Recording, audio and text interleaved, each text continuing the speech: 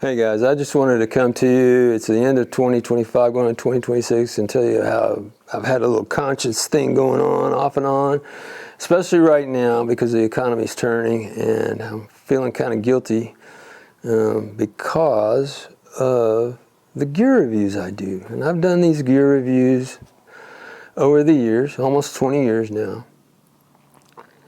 And I've done them in times when times are good economically for everybody in the country, and I've done them on times when times were bad. In fact, that's where I started, was in 2007 and 8 during the Great Recession, really a depression. And when I started back then, of course, I had more work than I have had since, really, as a photographer. And so it afforded me a little bit of money on the side to do the things I wanted to do as far as fly fishing, buying gear, and doing a little more traveling and things like that. But I did, at that time, start the website, www.texasflycaster.com, where I did extensive gear reviews and writing because YouTube was low priority back then. That website was subtitled Fly Fishing Culture on the Skids. And I invented or put those two names together, quite simply based on a band I liked at the time called Southern Culture on the Skids, and fly fishing, put those two together, and that's what I came up with for a subtitle. Because it was really a time on the skids for a lot of people. There were fewer planes in the air, there was less traffic on the roads. It was really a disaster time. But as things got better, I did get into some better gear, more expensive gear, and got some partnerships going with big name companies. Not the biggest, but big. And also at the time, of course, I became friends with a lot of guys in fly shops and was kind of on the bleeding edge of all the social media and all that stuff. And so they were happy to give me discounts out of fly shops for gear too, which I would review and recommend the fly shop and things like that. But times did get better, We get past 2011, 12, and then things turn around, and we're not on the skids anymore. So what happened is I began to review better stuff and got more partnerships going. And this is like the dark ages compared to now. It was so long ago. A lot of people weren't even on, definitely weren't on YouTube, Instagram, Facebook, none of that. So guides and the top-notch guys, and even brands, Yeti was slow on the uptake, And so I had partnership with those guys early on, still do. Great stuff. But the guilt for me comes from the fact that sometimes this stuff is expensive. A lot of times it's expensive.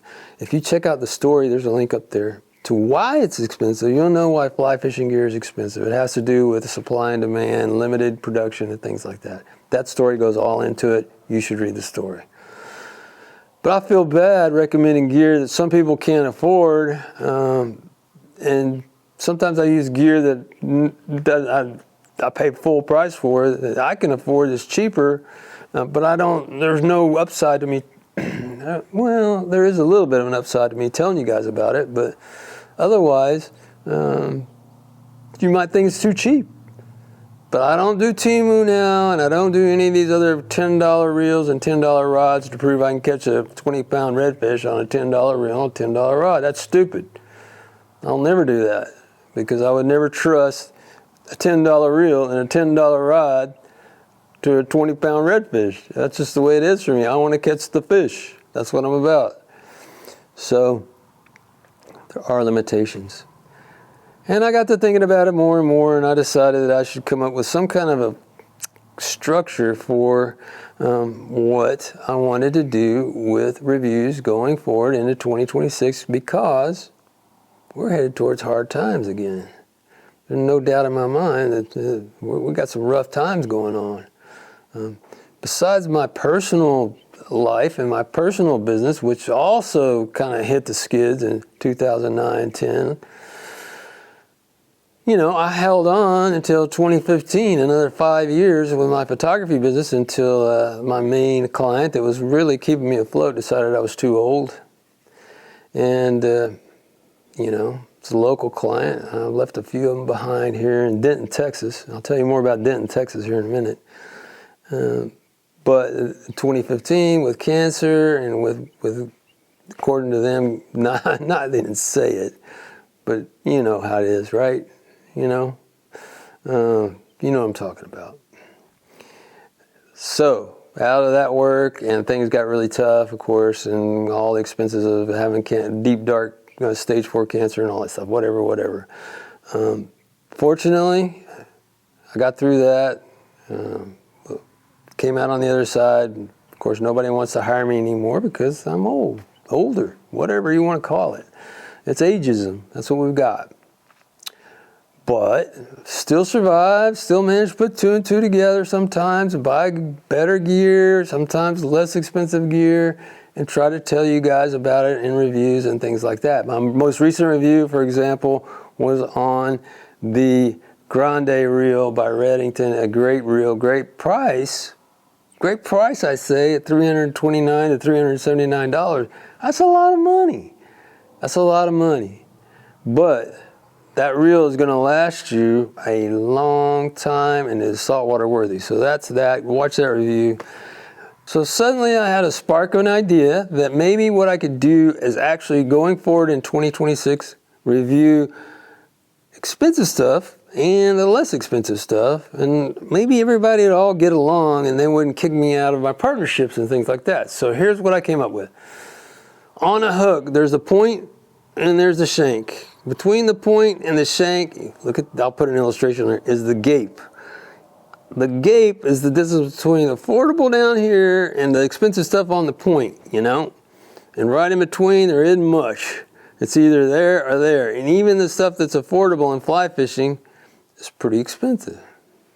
So I know that reviewing this stuff on one end or the other can be kind of wacky. But I try to find brands that are kind of unknown but still good quality that I try to bring to you. And then I also am going to buy and review things that are top shelf that I have bought for years from Sage and Sims. And now Sawgrass is one of my big rod companies that I work with. Man, it's good stuff. But it costs money.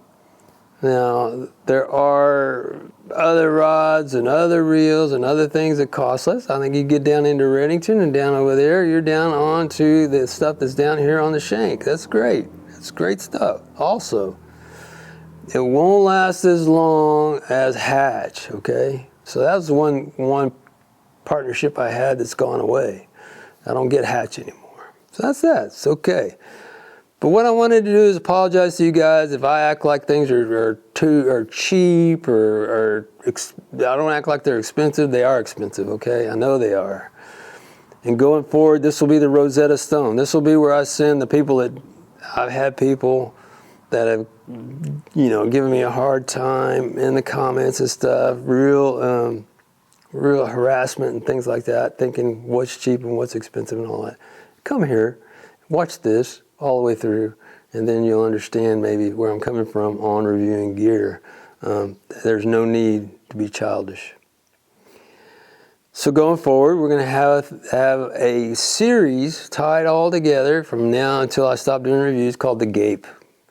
The Gape is how I group these reviews start going forward, and that is what we're going to call it based on my definition here of the hook and how I see things between things we can afford, things we would like to have. Maybe sometimes we can save up and afford those. That's what I do, is I save my nickels and dimes, odd jobs, little jobs, whatever jobs, every once in a while a photography job, to buy the stuff on point.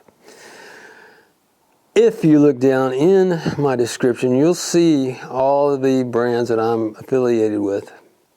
And that list shrinks and grows over time. I mean, I've got gear sitting here by a brand called Paramount. the Paramount brand is a brand I hadn't heard of very much, and I started noticing it this year, and it was starting to bubble to the surface. So I was like, okay, I got to get with these guys. Got with them. They decided to send me some stuff on a kind of a improved pricing rate, and I'm going to be doing reviews for these coming in the next couple of days, recording those, and then I'll try to get those out to you. But those reviews are, down here on this side of pricing. It's not on point. It's right here. Paramount. Think about these guys. There's other people I've come across that have their stuff doesn't match as well to Texas. So I'm in Texas. When it's hot, it's hot. Some clothing that is made up in the north for their summers is not nearly cool enough for the summers here in Texas, like up in Michigan and places like that. I've tried their stuff. It's too warm for summer here. So that's that. Still, the best is Sims. Good stuff. They're ultralight. I mean, it's intended for tropics, so it's really the best. Now, when you go into quality and you go into quantity, I'm just going to boil all this down for you. If you buy something and you like it, buy another one. The prices are going crazy. We don't know what's going to happen.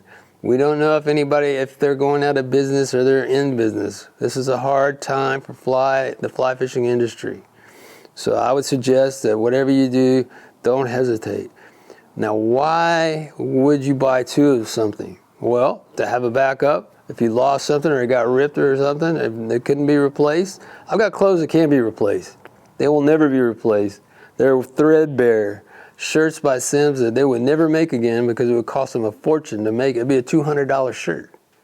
I'm not into $100 pants and I'm not into $200 shirts, people. That's not me. Does not happen for me. So that's what you got to think about, is buying two of something that you see or you like that's really good quality. Don't buy just one. For me, as far as bringing value to you guys, it starts with what I make, actually. So some of the money that comes into me that I put out on gear comes from my fly line mats. Well, I make the least expensive, best made fly line mat. And I've been selling those for 4 years now. And those mats, I could jack up the price, but I don't do it because I'm not even close to other people's pricing anymore as they continue to jack their prices up based on tariffs, which have no effect whatsoever on the product. It had a slight effect on your cost of living, my cost of living, so I had to raise the price a little bit. But generally, I try to fight to keep prices down so that you guys are happy and I'm happy selling to you guys. That's my gear. That's in my shop. Go check it out at texasflycaster.com. Gets me going. Affordable. My stuff is affordable. It's my stuff really is right in the middle of the Gape. It's right in there. So that's my gear. Another reason to buy two of something is so you don't wear it out real quickly. The reason my gear lasts 10, 15 years, I don't wear the same shirt day in, day out, day in, day out. I've got more than one shirt, plenty of styles because it's been years. I don't buy new shirts every year. I go years and years, and that's what's happening right now is that when you get older, you think you bought something yesterday, and then you really think about it, and you bought it 10 or 15 years ago. 10 or 15 years on a shirt, 10 years on a pair of boots, 15 years on a pair of waders. I mean, what do you want and how long do you really want these things to last? So I'm in the midst of a kind of recycle, upgrade and all that, and that's why the reviews are coming, because I need gear. It's been 10 and 15 years on some of this stuff. Another example of a review that's coming out pretty soon, Mountain Khaki pants, okay? Mountain Khaki makes really good stuff.